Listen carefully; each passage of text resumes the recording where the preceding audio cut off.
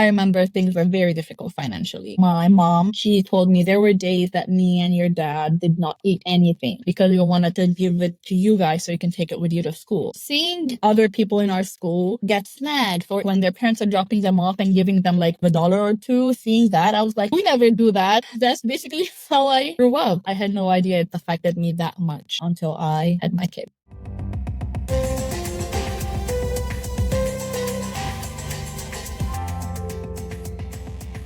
Today, I'm joined by Meg, aka Mama Meg Thinks. She and her husband Daniel have 2 kids, Abigail, who is 2, and Luca, who is currently 7 months. If you missed the last episode, definitely make sure to go back and listen to it. We went through her I had no idea moments throughout parenthood. And today's episode, we're going to be discussing the ways that becoming a parent has actually helped her heal from her childhood, having grown up without a lot financially. This topic actually was inspired by one of the reels that she did and something I kind of resonated with as well, but we'll get into that much more later on. So let's go ahead and get started. All right, Meg, welcome back. I'm super excited to hear your experience on this. So let's just dive right in. First, I want to hear about your experience growing up. So tell me all about that. So I was born and raised in Lebanon. I'm originally Armenian.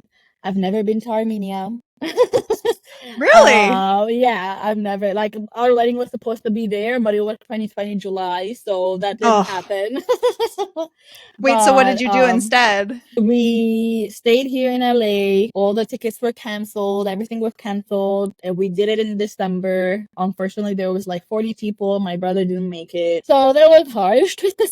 Yeah. But I mean, we got married. It's a marriage. I have to remember it's For a sure. marriage, not the wedding only. So that was that. But I've never been to Armenia, but I was third generation Lebanese Armenian. So I lived in an area in Lebanon that was all Armenian. All of them Armenian. That's why it was very hard for me to learn Arabic growing up, even though I'm in the country that spoke Arabic. So 3 siblings. I'm the youngest. I have a brother and a sister. They're older than me by like my sister almost 7, like 6.5 years older. My brother's 9 years older. So I'm the tiny little baby of the family.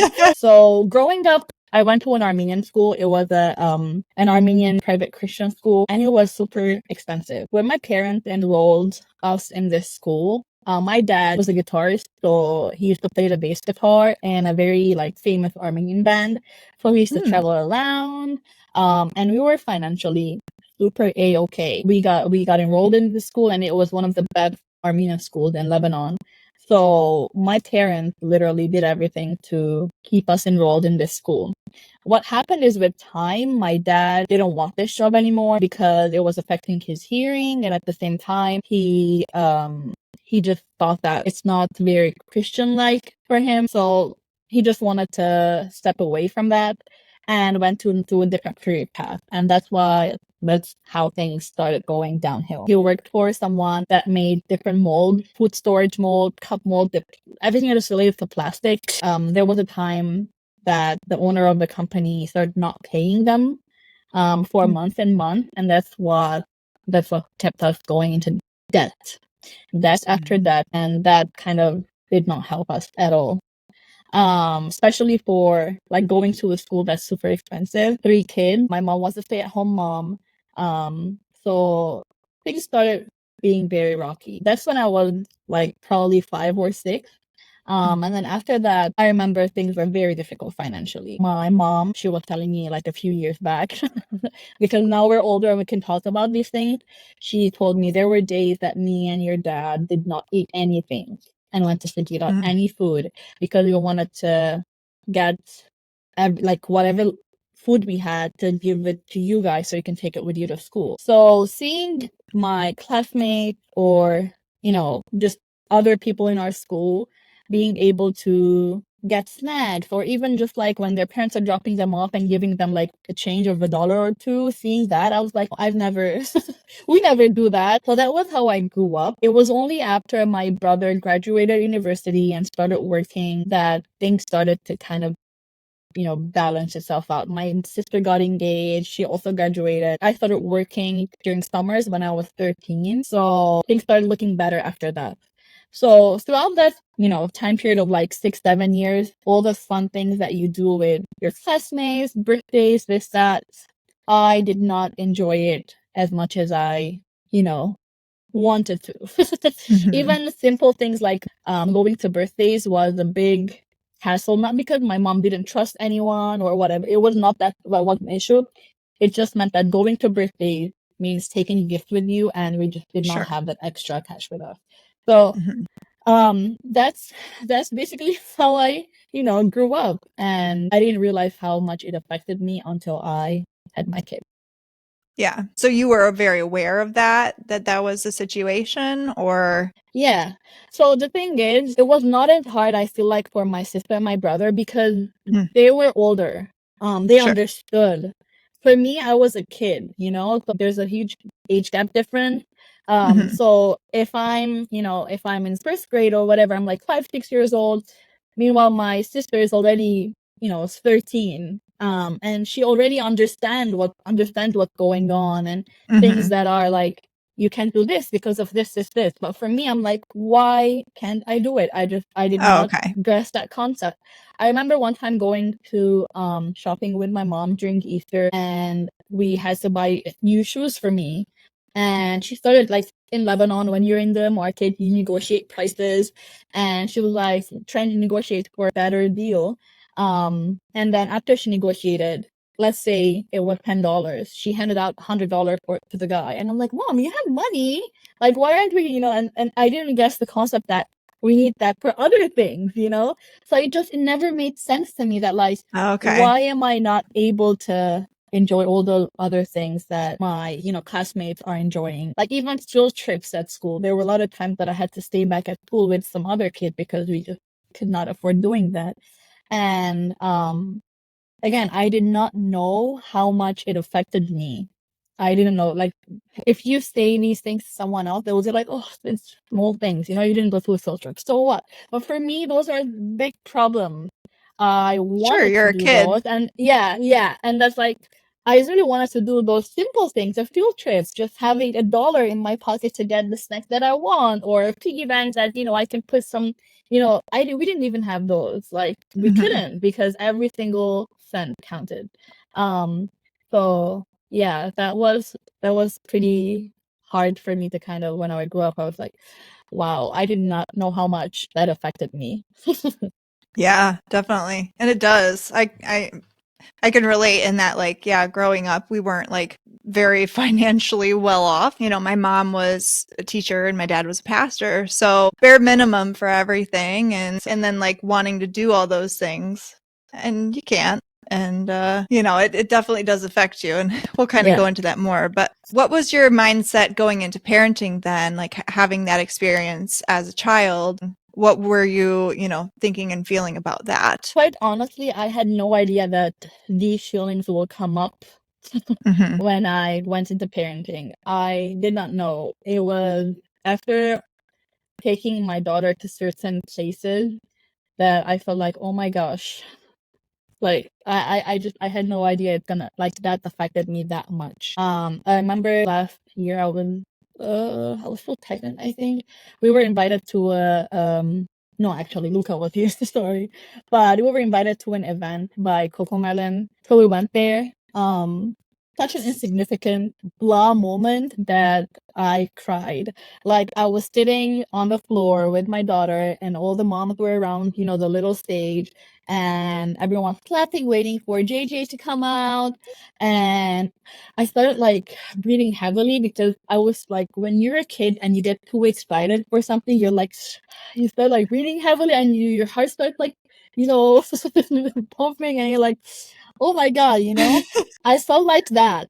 I felt like Hmm. that, and I got like my eyes started like tearing up. I started tearing up because I was like, why am I feeling this way? Why did I catch it? It's Genie from Coco. It's not like I'm seeing Beyonce or someone. Yeah. Like,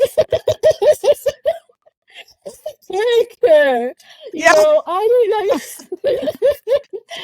so I did not know how much it affected. And then I went home and I started thinking about it, and I'm like, wow, I like going into parenting, I had no idea that those experiences that for me right now is like very insignificant, but how big were they for me when I was a little girl, that coming into parenting like taking my daughter to something like that will give me that much, like goosebumps, and me hearing that was Yeah. pretty surprising for me.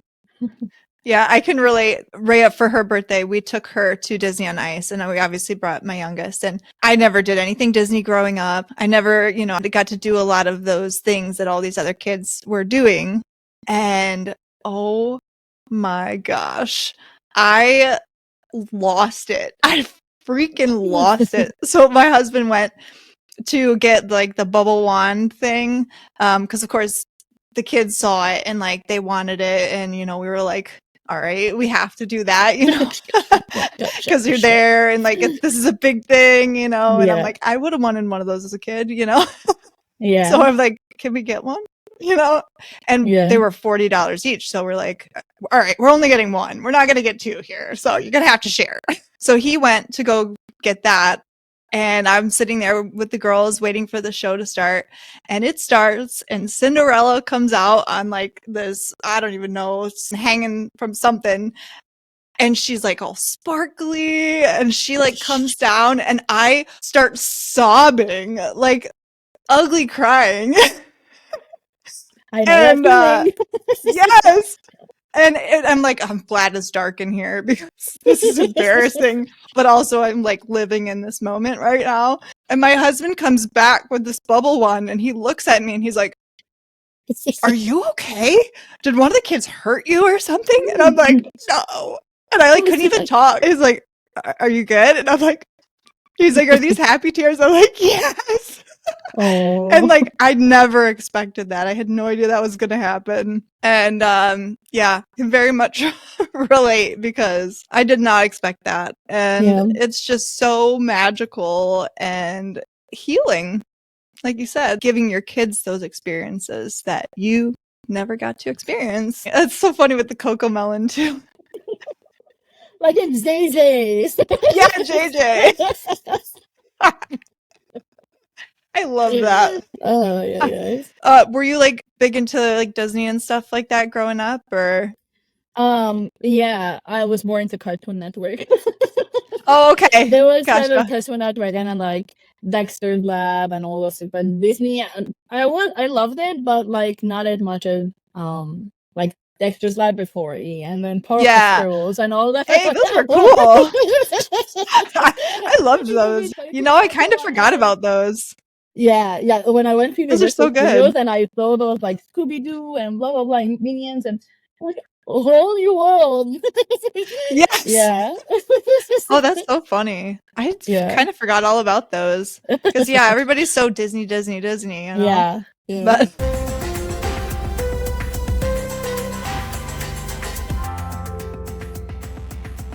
all right. So do you feel like you've healed in other ways too? Like obviously with the financial and being able to give your kids things that you never had. Are there any other ways that you feel like you've healed as far as from your childhood? Yeah, so I think it ties to the financial thing, but it is a different kind of healing that I'm still working on actually. And it's such a sensitive topic. It's eating disorder.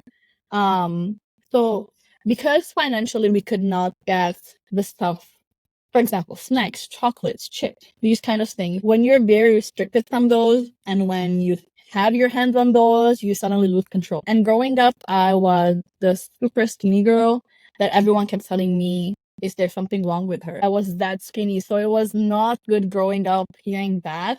Plus, not having access to all the things that other kids are enjoying, like simple things like a wafer or chocolate bar or chips or whatever. So when I started working and I had the means and financially to be able to afford those things, I started losing control, and that led me to binge eating. And when I became pregnant, after like I had Abigail and Luca, I started binge eating a lot because of stress and anxiety. And it kind of happened in a way that if I can get it, then I can eat it. Which again stems from we couldn't afford to get these before. So now, not only am I trying to heal that for me myself, but at the same time, I'm trying to break that and try to teach Abigail to not force her to eat anything. Mhm. Try to balance not restrict her from, different food types. So for me to be able to learn it myself and teach it to Abigail is pretty hard. Yeah. But I'm doing it, and I'm like, I started, actually just listening to my body and trying to actually make more mindful decisions when it comes to eating. It feels so good. It's so hard, but it feels so good. And again, I had no idea that parenting, being a mom, will bring me to this point, because nothing else worked before. But because you have so much love for your kids, you actually start to heal yourself and make better decisions for your kids, for your babies. So, yeah. Yes. Yeah, it is wild how much you reflect. You end up reflecting throughout Yep. parenting, and you're like, gosh, why do I do these things? And it's like, okay, must stem from something, like everything. You just realize so much when you become a parent. Another thing that I feel like I am so different than how I was a few years back, the people pleasing part, that just completely dropped significantly. Especially in our culture, like as a Lebanese Armenian, to have such tight community, and everyone knows everyone. You're always afraid what people are gonna say about you. You're always so cautious. You're walking on glasses.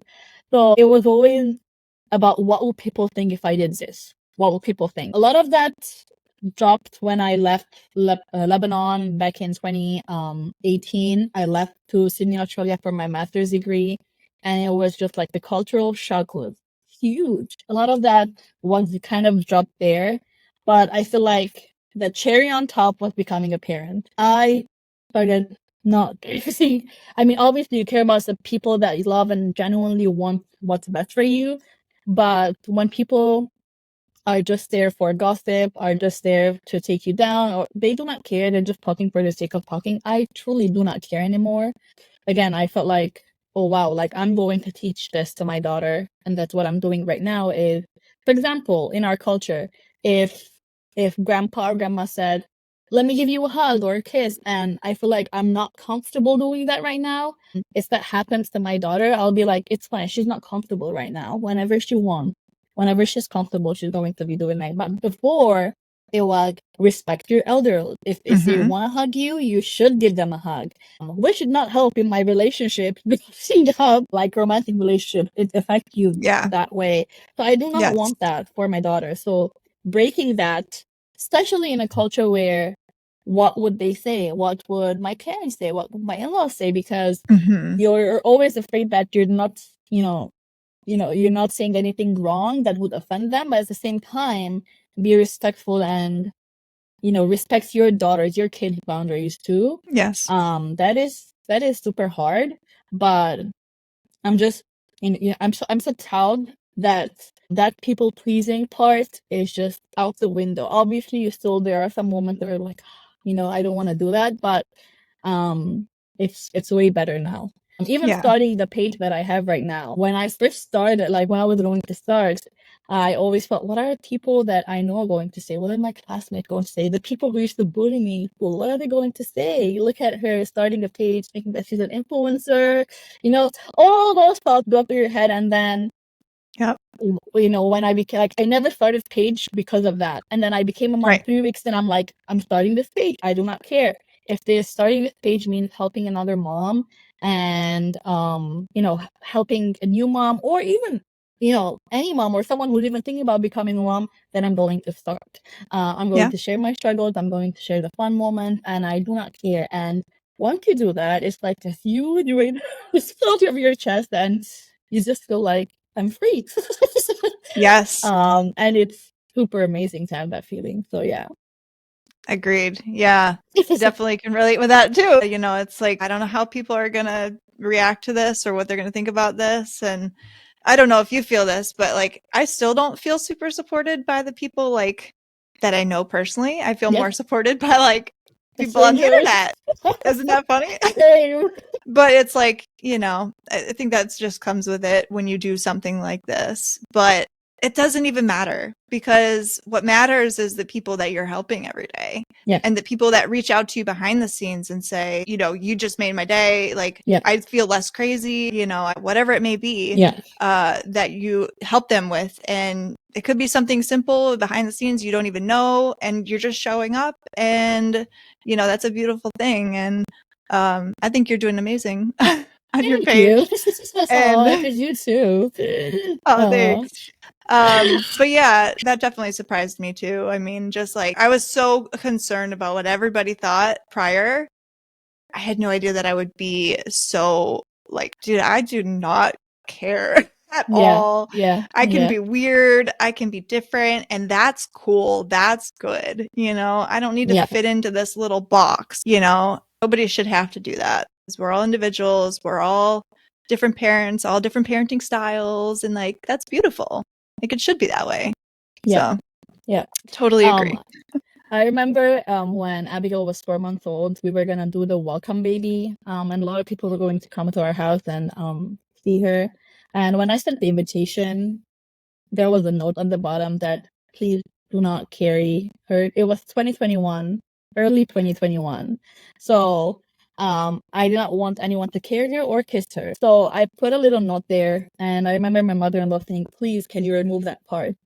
And previous me would be like, what did you write in there? No, like you cannot. But I was like, no, I'm keeping it there. Like, Yeah. my kids' safety versus what they're gonna say about me.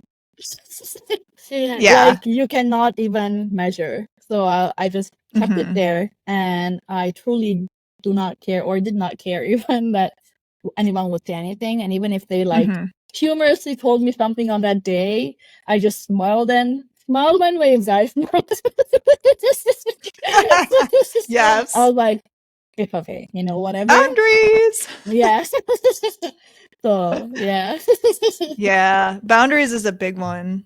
Yeah. I won't go, like, I personally I will talk to you behind the scenes, but like, all right. So we did get a listener question from Sarahi, and she asked, what is something that you did have from your childhood that you are planning to pass to your kids, or are passing to your kids?